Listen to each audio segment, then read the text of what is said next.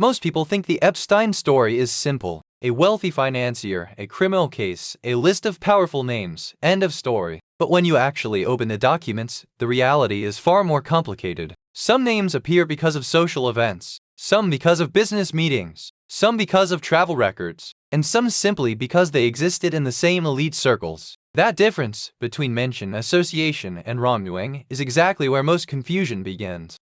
The first thing to understand is this: appearing in Epstein-related documents does not automatically mean involvement in any crime. Legal files, depositions, flight logs, contact books, and media investigations often include names for context. Courts require details. Journalists report connections. But context can easily disappear once headlines start spreading online. And that's why this conversation keeps coming back. People want clarity. Who actually appeared in the Epstein files? Why were they mentioned? And what do those mentions really mean? Let's slow this down and look at how these names even ended up connected to Epstein in the first place. Epstein built a very specific kind of social world. He positioned himself around wealth, academia, politics, technology, and philanthropy. He hosted dinners, funded research, attended high-profile events, and cultivated relationships that made him look credible. For years, that strategy worked. Many people saw him as a well-connected financier, not as someone facing serious criminal allegations. That early reputation matters, because some associations happened before his 2008 conviction became widely known. Others happened afterward, which later sparked criticism. Timing is important, but it often gets ignored when people talk about this case. Another key source of public discussion is flight logs. Epstein owned private jets, and passenger manifests were recorded. These logs became public through court proceedings. They include politicians, business leaders, academics, celebrities, and friends. But again, being listed on a flight log only confirms travel, not knowledge of crimes or participation in wrongdoing. Some passengers later explained their trips were for meetings, conferences, or social visits. The same applies to the so-called contact book that journalists uncovered years ago. It contained hundreds of names and phone numbers. High-profile individuals frequently exchange contact details at events. That alone doesn't indicate a close relationship. But once the book became public, speculation exploded. Then came depositions and legal testimony from civil lawsuits. Witnesses sometimes mention public figures while describing events or environments. Courts allow broad questioning to establish context. But public audiences often interpret any mention as accusation, even when it isn't. This is where media literacy becomes essential. There's a difference between an allegation, a documented meeting, a photograph at an event, and a legal finding. Those categories are not interchangeable, even though they often get mixed together online. You might wonder why Epstein was able to maintain these connections for so long. Part of it was perception. Wealth can create credibility. Association with respected institutions can soften scrutiny. Donations to universities, charities, and research initiatives gave Epstein access to influential communities. Some organizations later returned those funds after his legal issues became widely known, acknowledging the reputational risks. There's also the nature of elite networking itself. High-profile people frequently attend the same conferences, galas, and private gatherings. Being in the same room doesn't mean personal familiarity. But once a scandal breaks, every photo, guest list, or handshake gets re-examined. And that re-examination intensified dramatically after Epstein's 2019 arrest. Suddenly, years of archived material, photos, interviews, travel records, emails, were pulled back into public view. The question shifted from who is Epstein to who knew Epstein. Some public figures quickly clarified their past interactions. Others said very little. Some acknowledged mistakes in judgment. Others emphasized limited contact. Different responses fueled different interpretations, which is why public debate never really settled. There's another factor that keeps this topic alive. Epstein died before a full federal trial could take place. That left many questions unresolved. When legal proceedings stop early, documentation feels incomplete. People naturally look for answers elsewhere, sometimes filling gaps with speculation rather than evidence. But if we focus strictly on verified information, a pattern emerges. Epstein deliberately sought proximity to influential individuals. He attended events where power gathered. He offered introductions. He presented himself as someone who could open doors. That social positioning helped him maintain status longer than many expected. Journalistic investigations played a major role in uncovering these connections. Reporters spent years reviewing court records, interviewing sources, and verifying timelines. Their work clarified some relationships while correcting misconceptions about others. Still, even strong reporting can't eliminate all ambiguity. Some records remain sealed to protect privacy. Some details were never documented, and memories change over time, especially when public narratives evolve. One of the most important distinctions experts emphasize is this: association is not proof. Legal accountability requires evidence, testimony, corroboration, documentation, and due process. Public conversation often operates differently, sometimes relying more on suspicion than verification. That doesn't mean questions shouldn't be asked. Transparency matters, accountability matters, but accuracy matters just as much. Without it, the conversation shifts from investigation to rumor. And rumor spreads fast, especially online. Edited images, misleading headlines, and out-of-context quotes circulate widely. Corrections rarely travel as far as the original claims. That imbalance shapes perception more than many people realize. Another overlooked aspect is how institutions reacted once the full scope of Epstein's crimes became clearer. Universities reviewed donations. Foundations reassessed partnerships. Media organizations re-examined earlier coverage. Those responses reflect a broader recognition that influence can obscure warning signs. Survivors' voices have been central throughout this process. Their persistence brought attention back to the core issue: abuse and accountability. Many advocates stress that while public curiosity about famous names is understandable, the primary focus should remain on justice for victims and preventing similar cases in the future.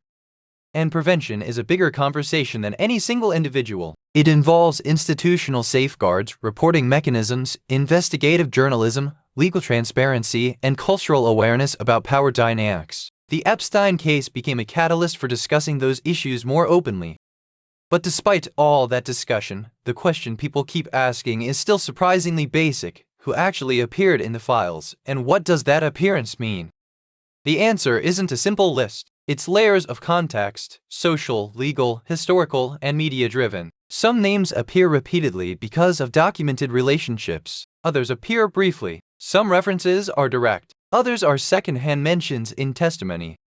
Understanding those layers takes patience. It requires reading beyond headlines. It means distinguishing confirmed facts from interpretation, and it involves accepting that some uncertainties may never fully resolve.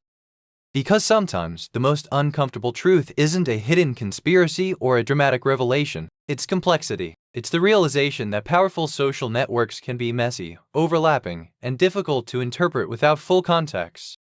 And that's where we pause for a moment, because what comes now is where things is even more nuanced. How different categories of mentions actually work inside legal documents, and why some names keep resurfacing while others fade from it entirely. And this is where a lot of people get surprised, because legal documents don't work the way social media assumes they do. A name can appear for dozens of different reasons. Sometimes it's just background context. Sometimes a witness is describing who was present at an event. Sometimes it's travel logistics, phone contacts, scheduling notes, or even people investigators simply needed to rule out. But once those documents become public, that nuance often disappears. Think about how quickly a single screenshot spreads. One cropped page, one highlighted name, no surrounding explanation, and suddenly a complicated legal context turns into a viral assumption. That's happened repeatedly with Epstein-related material. The files are dense, technical, and often incomplete. Reading them carefully takes time, and most people only see fragments. Another factor that shaped public perception was the timing of document releases. Some files surfaced years apart from different lawsuits, different jurisdictions, and different investigative phases. When pieces arrive out of sequence, they can feel more dramatic than they actually are. It's like reading random pages of a novel instead of the full story. There's also the simple reality that Epstein actively pursued influential company. Former associates described him as someone who understood status psychology extremely well. If you surround yourself with powerful people, your own credibility increases automatically. That perception alone can open doors, sometimes without deeper scrutiny. And for a long time, scrutiny really was limited. Before widespread digital transparency, elite social circles were less visible. Events weren't always photographed extensively. Travel records weren't instantly searchable. That environment made it easier for someone like Epstein to maintain a carefully managed public image. Once that image started collapsing, though, everything reversed. Old photos resurfaced. Archived interviews got replayed. Financial connections were analyzed. Media coverage intensified. The shift was dramatic, from relative obscurity to global scrutiny almost overnight. But even with that scrutiny, clarity didn't always follow. Some public figures issued detailed statements explaining their interactions. Others offered brief denials or confirmations. A few chose silence entirely. Each response shaped public interpretation differently, even when the underlying facts were similar.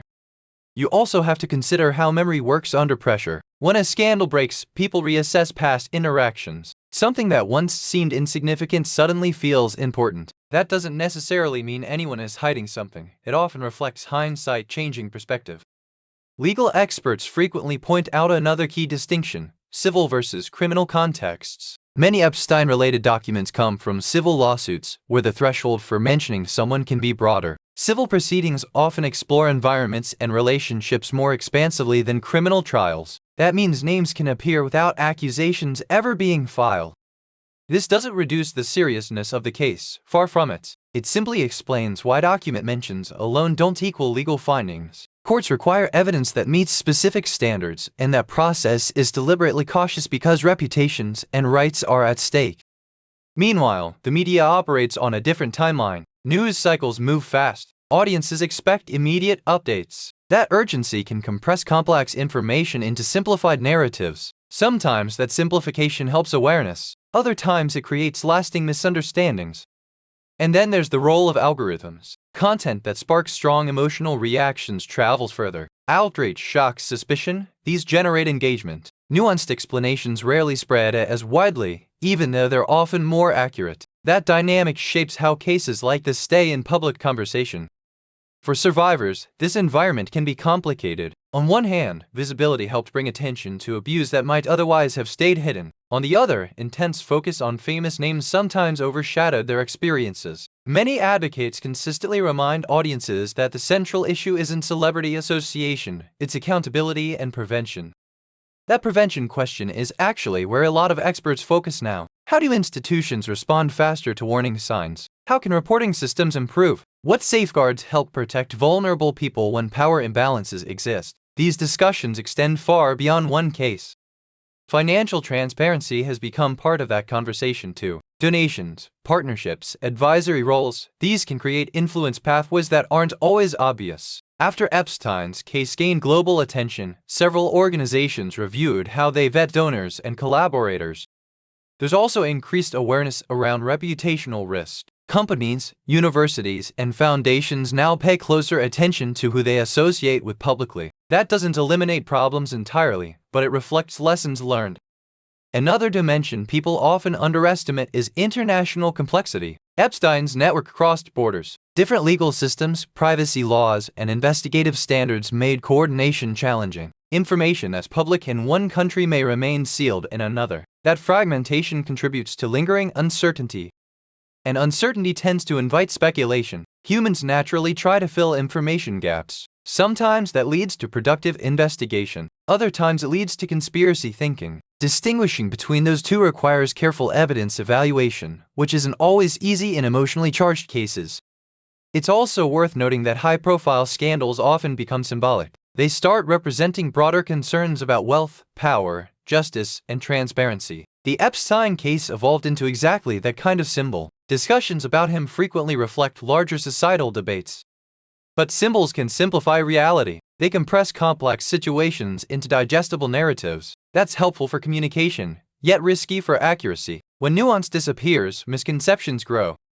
If you step back and look calmly at the available verified information, a clearer picture emerges. Epstein cultivated elite connections deliberately. Some people interacted with him casually. Some had professional relationships. Some distanced themselves early. Others did so later. And a small number faced legal consequences directly connected to the case.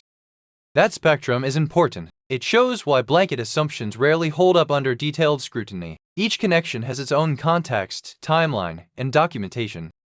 And documentation itself has limits. Records can be incomplete. Memories can conflict. Some events were never formally recorded. Legal confidentiality agreements restrict disclosure in certain situations. Absolute clarity isn't always achievable. Yet despite those limits, the broader lesson remains powerful. Transparency, accountability, and critical thinking matter enormously when influence and secrecy intersect. Those principles help prevent future harm, regardless of specific individuals involved. What's interesting is how public interest hasn't faded the way many predicted. Years later, document releases still generate headlines, interviews still attract attention, analysis videos still circulate widely. That persistence suggests the case tapped into deeper questions people continue wrestling with. Questions about how power operates, about whether justice systems treat everyone equally, about how media shapes understanding, about how societies balance skepticism with fairness. These aren't temporary concerns. And as long as those questions remain unresolved, discussions about who appeared in the Epstein files and why will likely continue to, not necessarily because new wrongdoing is being uncovered every time, but because people are still trying to understand how such a network existed in the first place. That curiosity isn't inherently negative. It can drive transparency and reform, but it becomes problematic when curiosity turns into assumption without evidence. Maintaining that balance is probably the hardest part of following any high-profile case. Because the truth, in situations like this, rarely fits into simple headlines. It lives in detailed documents, careful reporting, survivor testimony, legal analysis, and patient context building. And understanding it fully takes more effort than most viral posts encourage. So as you keep hearing memes discussed, documents referenced, and connections debated, the most useful question to ask isn't just who is mentioned. It's what exactly does that mention represent? Context, timing, documentation, and verified findings all matter. And once you start looking at it that way, the story becomes less about shock value and more about understanding, which, ultimately, is where real clarity begins.